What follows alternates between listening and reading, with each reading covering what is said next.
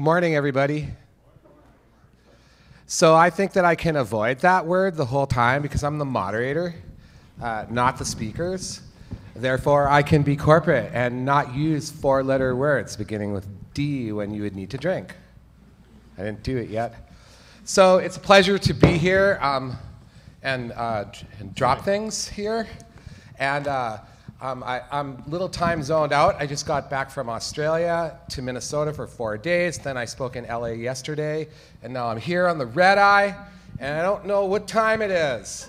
But I know that I'm very happy to be here because every time I see y'all in Tahoe or Utah or my first time at a MPSIS function here in Captiva, I never think about the count of people that are in the room. I just go, we have the right people here today.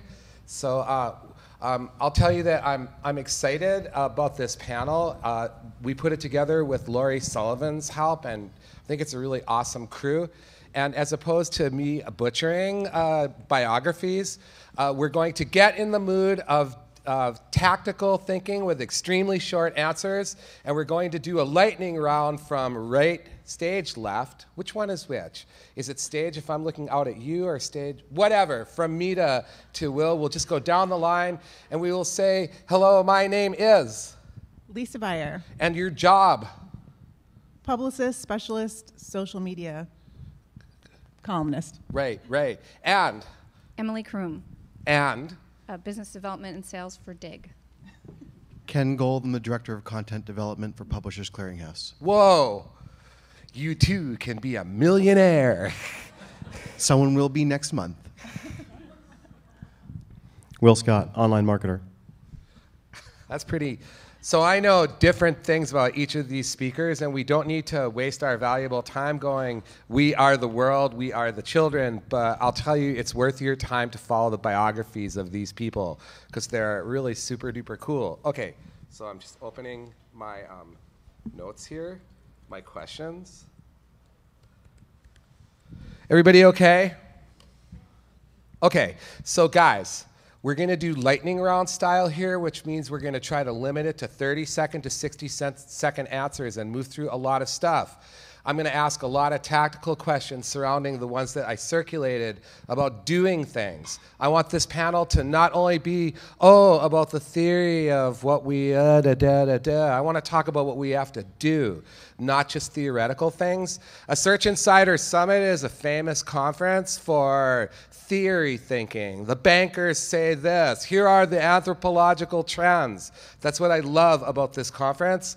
So the idea for this session is to stay strategical, tactic, to be somewhere in between. So lightning round, starting with Will and coming this way.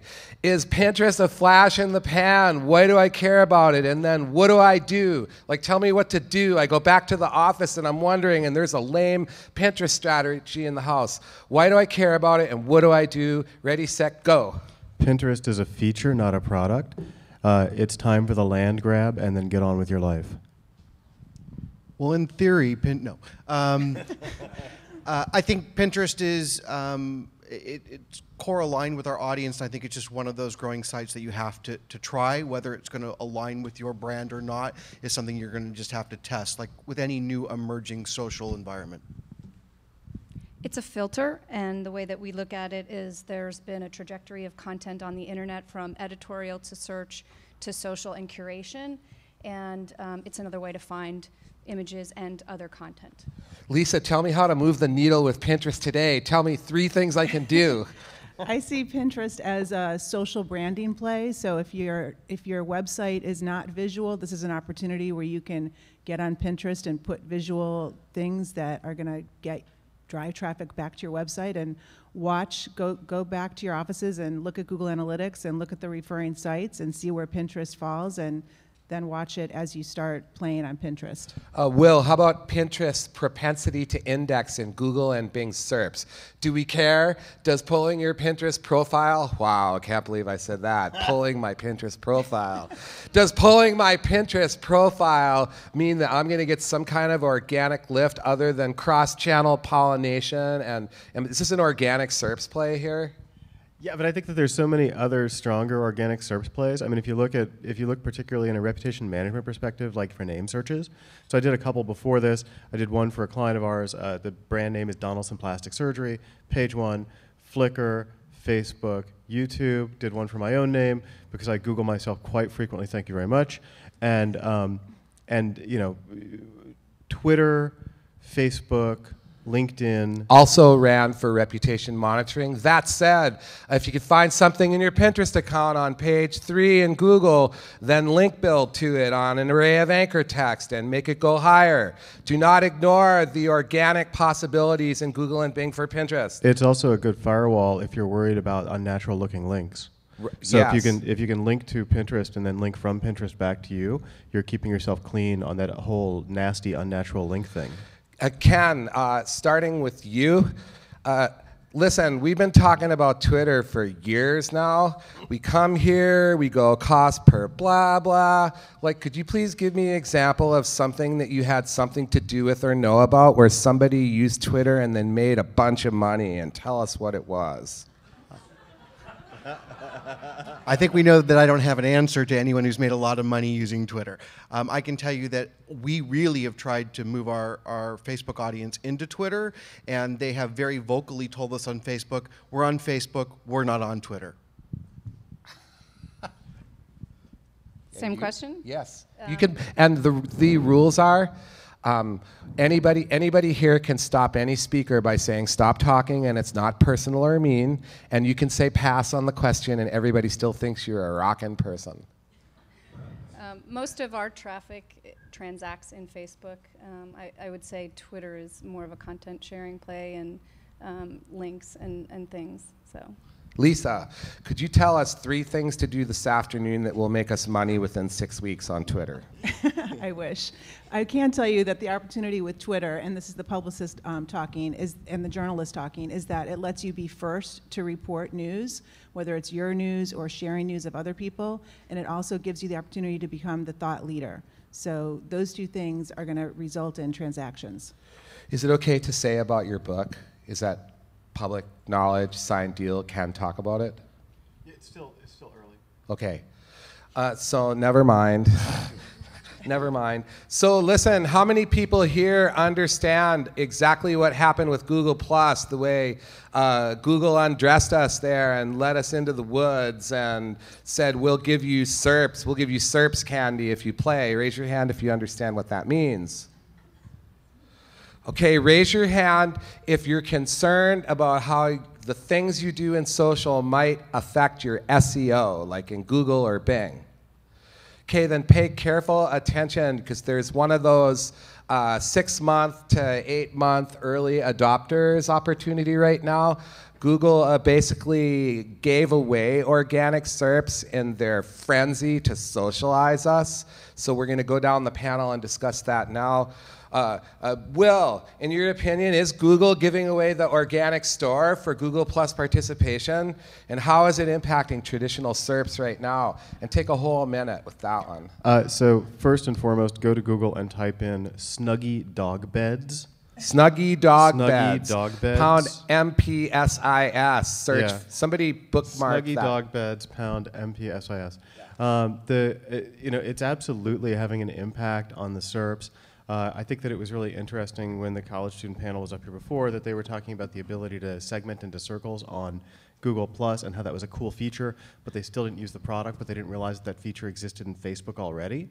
So I think that if you're looking at, and I'm really not as interested in circles as a segmentation mechanism so much as I am in a sort of filtering communications mechanism, but I think that things most definitely can go viral on Google Plus and that it is possible to build the same kind of Google Plus network that people were building on Dig, a couple of years ago. So I think that the SERP impact is critical, but also the fact that there are people who are starting to think about how do I make things go viral in this medium.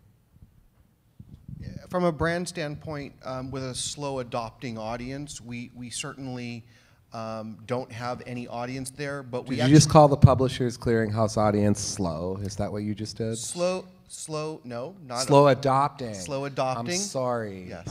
They are slow adopters of technical advancements, and so they they're just now in force moving into Facebook to see family photos and stuff. So we haven't had a lot of traction in Google. That said, in Google Plus. That said, we actually think it's important for search purposes, and so we actually do put a lot of effort in really curating the content that we put on there to make sure that we're getting maximum value of any SEO. Do you optimize it?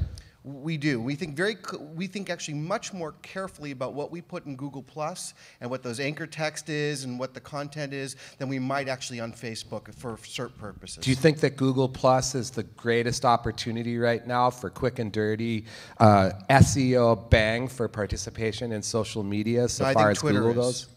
I think Twitter, and I think that we work with Bright Edge and the studies that they've done with Twitter, I think really, and we've really talked to them a lot about that. We think Twitter's a much stronger opportunity at the moment. As an engagement platform, but I'm talking about SERPs. Being able to affect SERPs, even more so than Google, only because the volume of retweets you can get are still more valuable for most brands, or more numerous for most brands than even Google Plus can get you.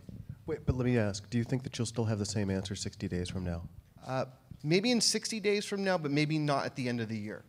Okay, we'll come back to that. I want to get your take on Google Plus, please.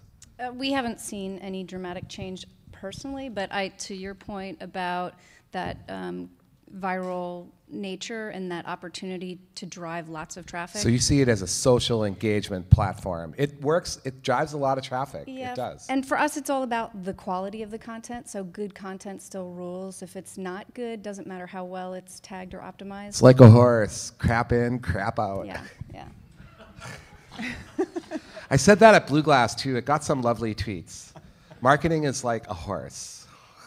Lisa, Google Plus, social engagement platform, serious lift in organic SERPs and Google. Your take, please. My take is it's a little bit of both, but what I see happening with brands is they're taking that kind of wait and see attitude, and with Google, I don't think it's something that you should be waiting to see what's going to happen, because the dramatic increase in Google Plus just in the past 60 days is incredible.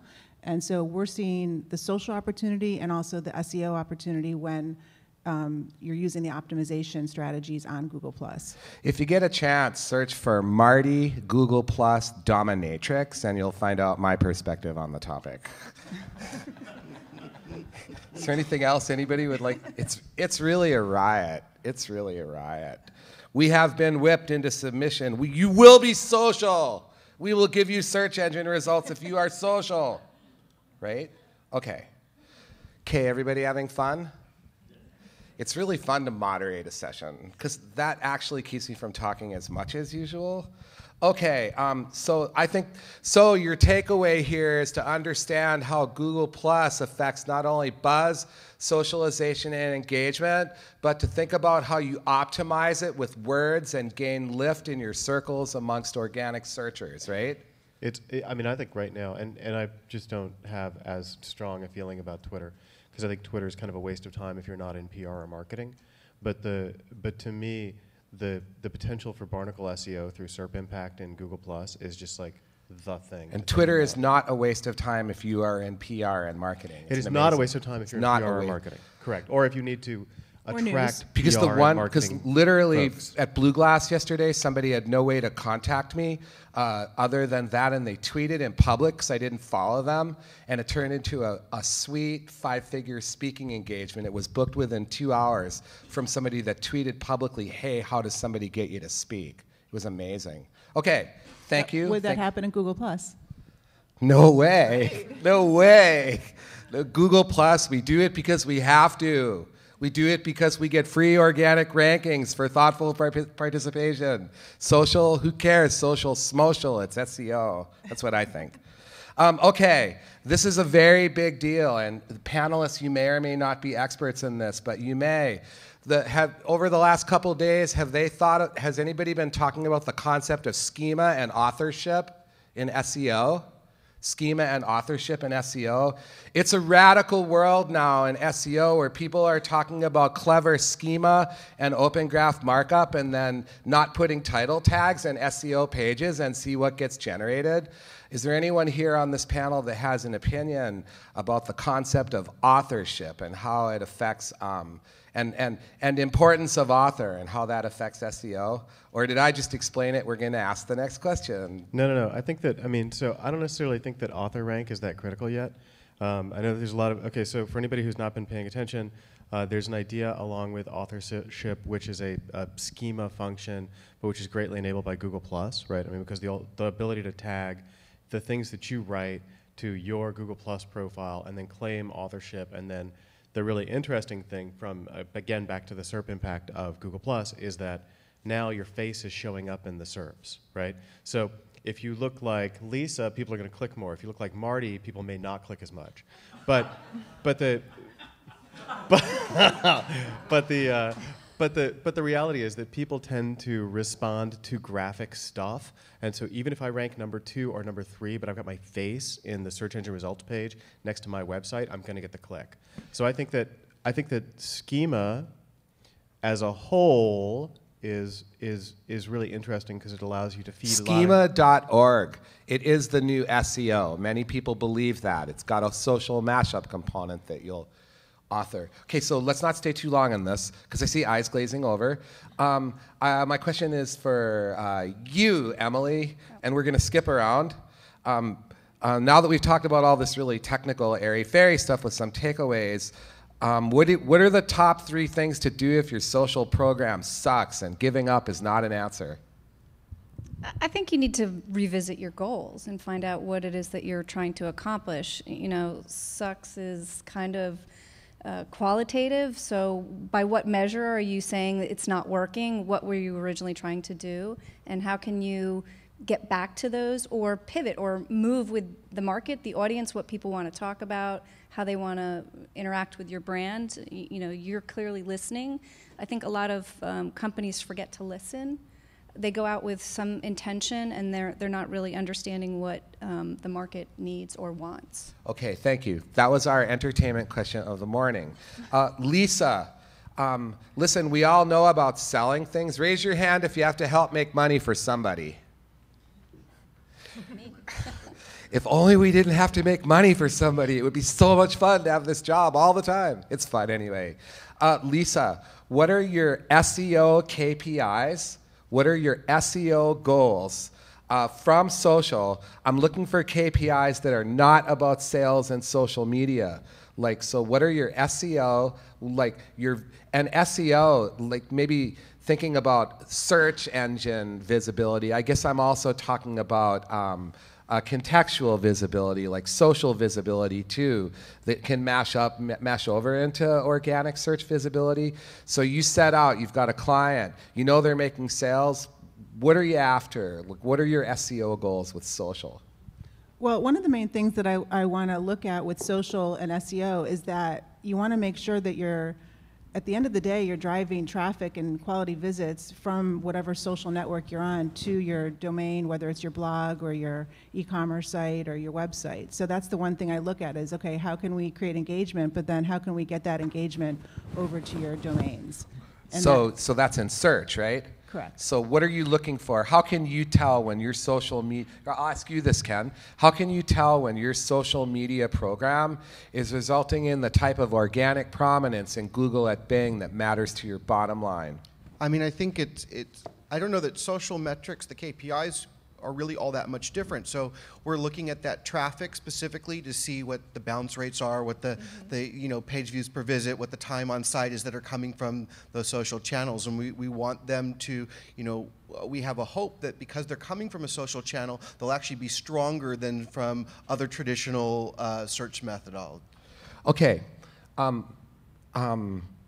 So far as your job and Dig, how do you know that your social media is programming by what happens in Google and Bing? I would say 50% of our traffic comes from those sources. The rest is intentional, so it's a So how does social make that happen? Does it? Does your social media activity Yeah. impact your organic prominence? Yeah, we post 20 different headlines per day on our Facebook page, and that lures more people in. We're also an Open Graph, Custom Graph partner, and we've seen an incredible lift there.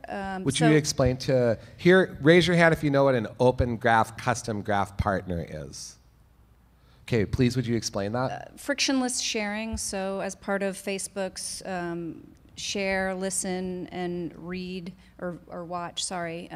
We, like Yahoo and the Washington Post, have a way for people to authenticate, and then the actions that you do on Dig will go into your timeline. And we've seen lifts that way, so we can create viral loops. We also are actively pursuing Google+. We're early in it. Still, we don't have that much learning, but Facebook is definitely a place where we can help create some viral loop for stories, the same way that we use story modules on our homepage. And so that social aspect is really important for us. I haven't asked you this question yet, right?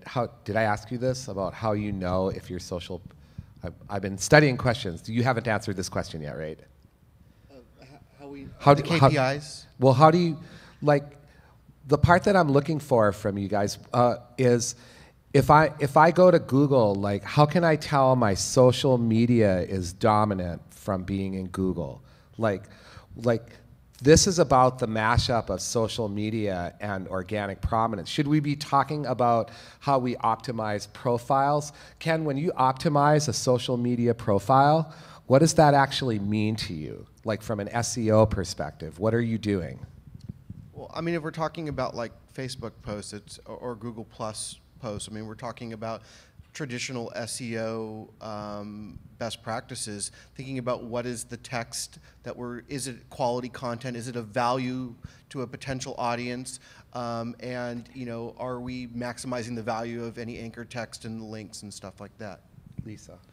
I think the biggest mistake I see companies making that they're not optimizing, and it's so obvious, but it's one extra step, is to optimize all the images that you're using and uploading to a Facebook post, or even I see Twitter. Most people aren't uploading images to Twitter. If those images are optimized, there's a good chance you're going to be found in Google search. So how does Google Instagram images. and how does that happen? All right, what are the impacts of Instagram on Google search specifically?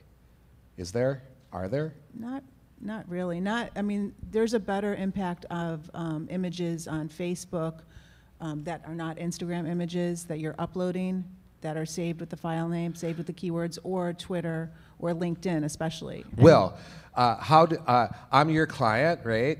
And I'm a plastic surgeon in New Orleans. And never mind, it's an inside joke. And a plastic surgeon in New Orleans.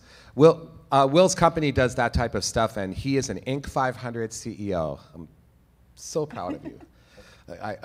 Will, so your client comes to you and says, hey, I gave you all this money to work our thingy in social media, and I'm looking at Google, and how can I tell that my social media program is dominant by looking at Google?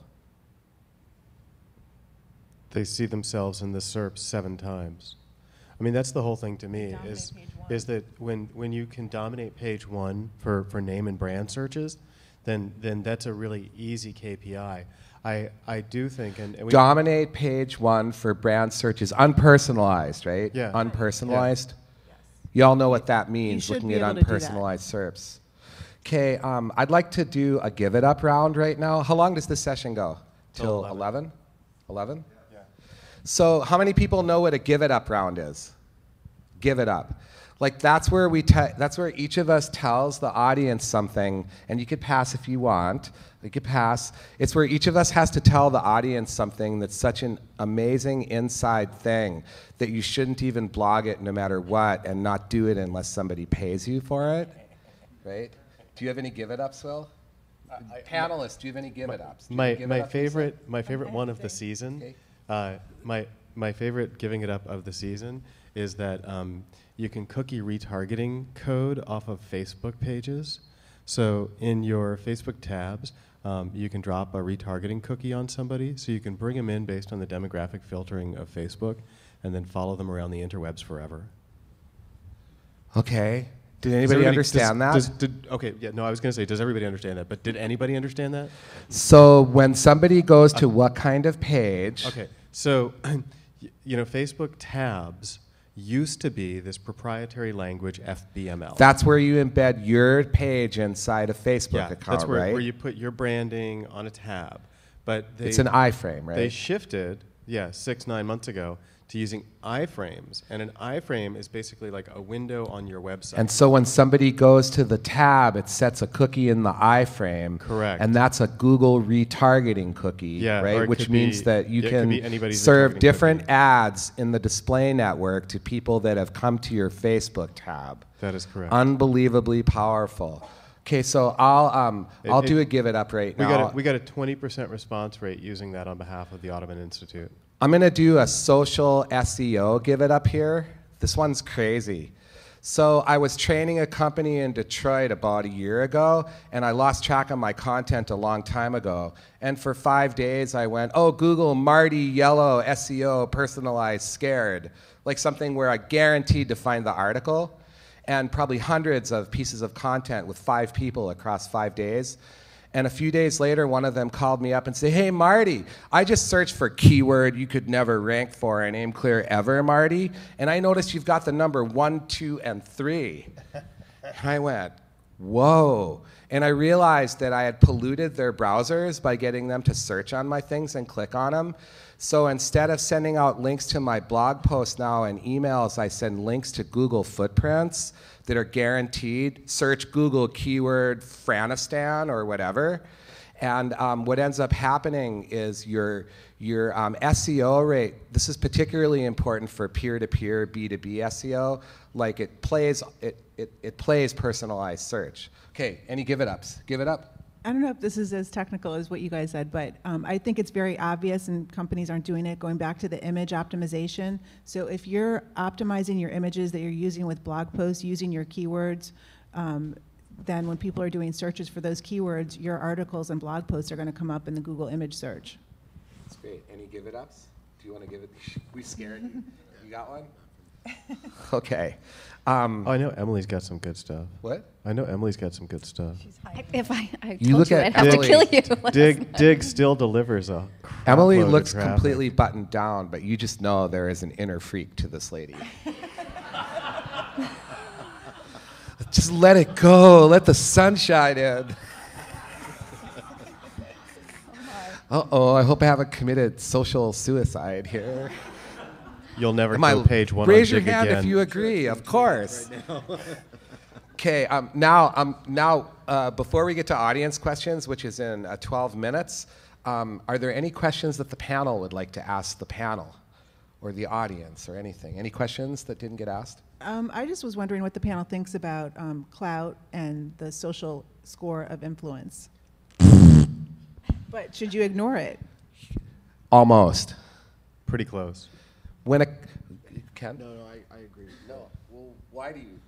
I mean, I think our audience all has a clout score of 2. I think I have a clout score of 2 probably. Was that clout score or IQ? Just kidding. It was just a joke. Wow. No, these are smart and feeling people. I don't even mean it. I was just trying to be funny. Like, some of my best friends are in Publishers Clearinghouse. We look at it as a signal. I mean, we look at lots of different signals on the internet. So is it important for Ken's customer today?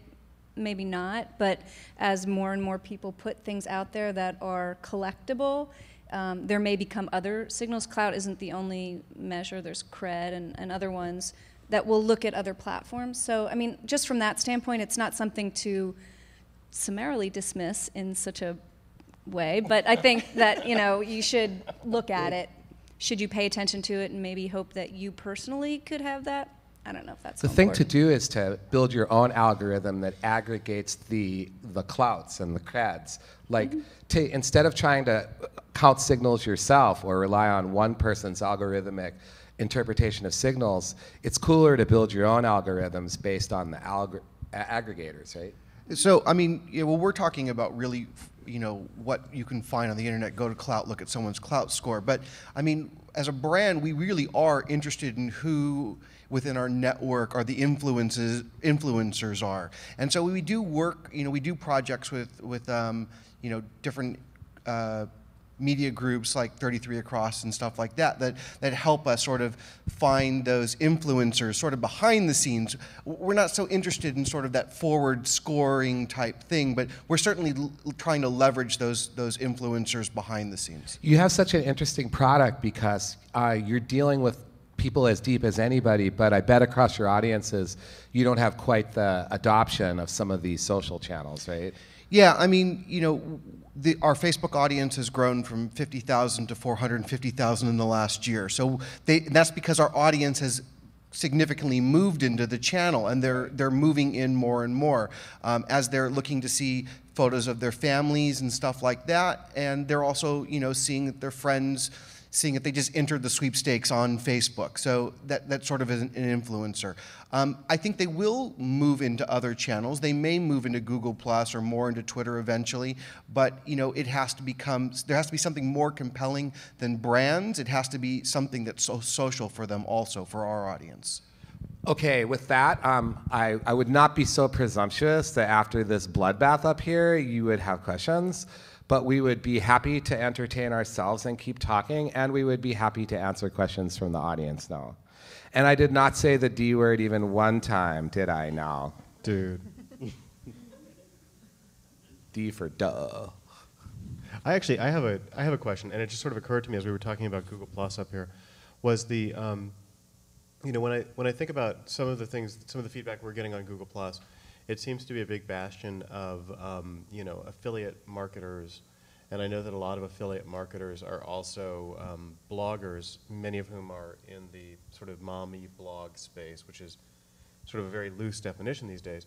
And it seems to me, Ken, that really tracks very well with your core demographic, is this sort of middle American mama kind of thing. Yeah, I mean, we're right now really heavily engaged in looking at sort of the blog sphere and the mom blog type thing.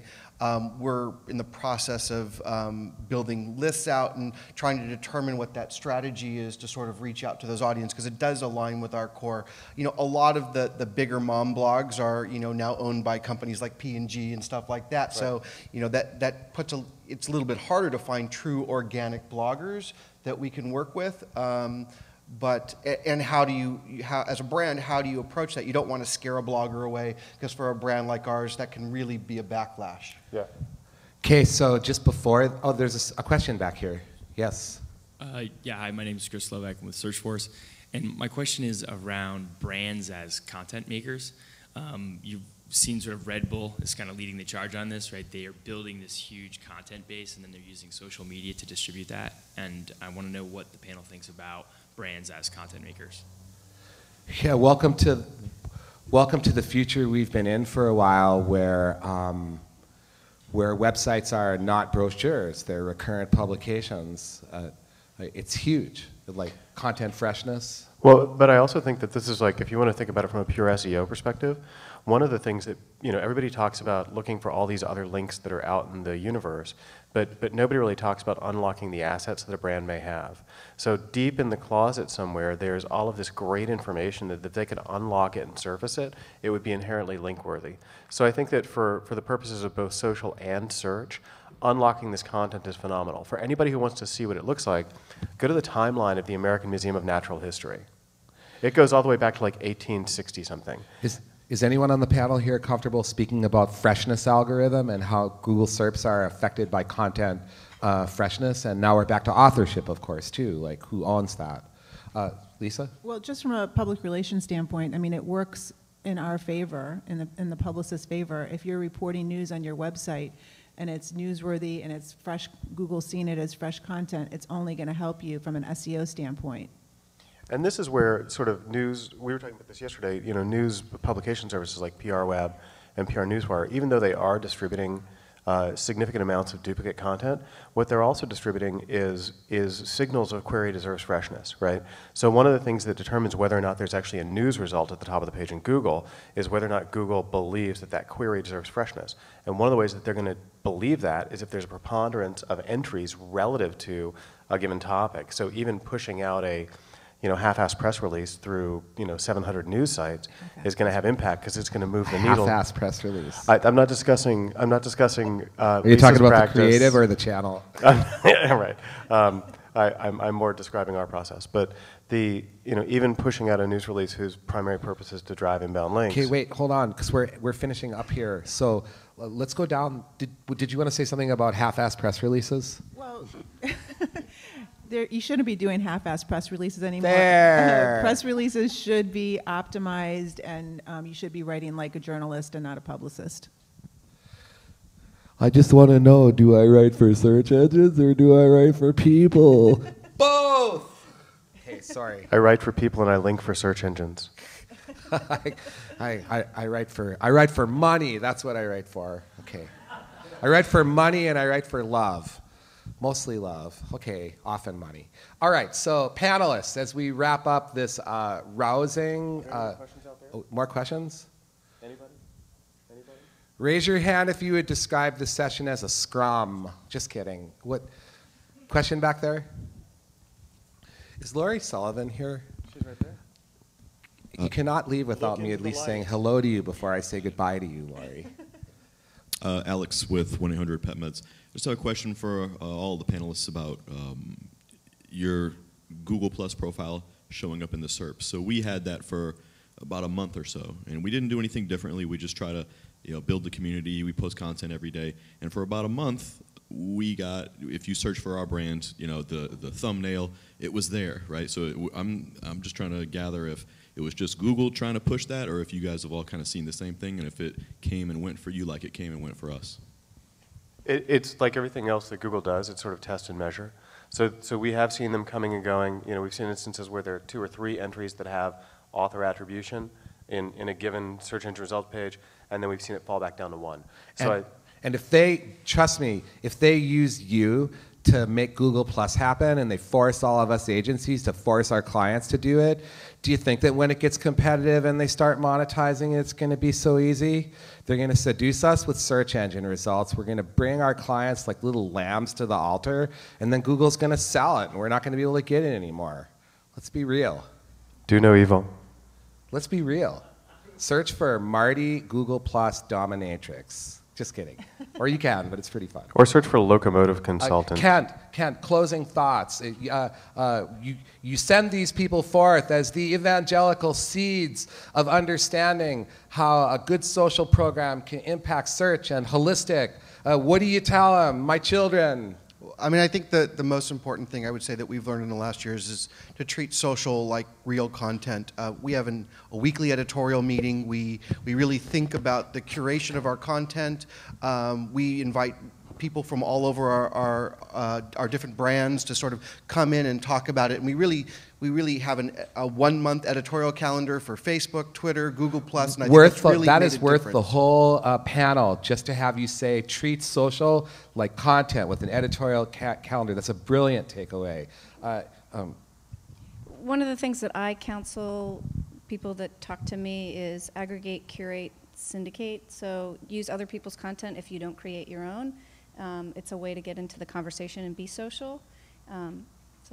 And just in case you would be interested in following somebody named Greg Bozer, at Greg Bozer, I heard a fantastic tactic yesterday about how to take control of other people's authorship in legal ways as pieces of the authorship where it's a legal citation and get bang in Google SERPs. Lisa, you have them here. You suffer on the lines of SEO and PR and social every day. And the one thing you want them to know as they head into their honey cake and decaf. I have to just underline what Ken said because we talked for a long time last night, and the social media editorial calendar is probably the most important thing that you're going to do from a social media standpoint to be giving out quality type of content and being consistent and the quantity. You have to look at the quantity and the frequency too. And you're not going to be able to do that without an organized social media editorial calendar. So as we close, panel, repeat after me. I will be social. I will be social. I will be social. I am social. I will think about SEO. I will think about SEO. I promise never to repeat things other people tell me to say. Thank you, everybody. Hope you enjoy the rest of your day. Safe travels.